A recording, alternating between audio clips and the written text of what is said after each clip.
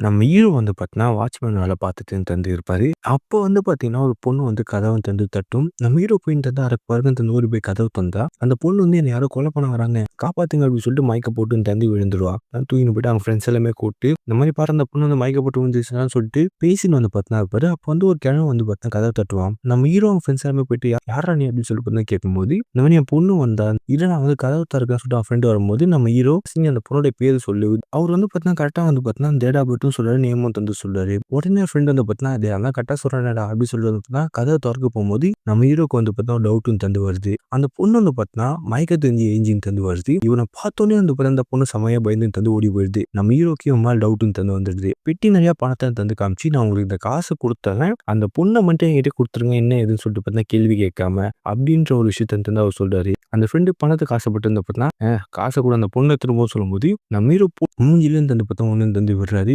பொண்ணுலாம் குடுக்க முடியாது அப்படின்ற ஒரு விஷயத்த வந்து பார்த்தீங்கன்னா, அந்த பெர்சன் கிட்ட நம்ம ஹீரோ சொல்றாரு.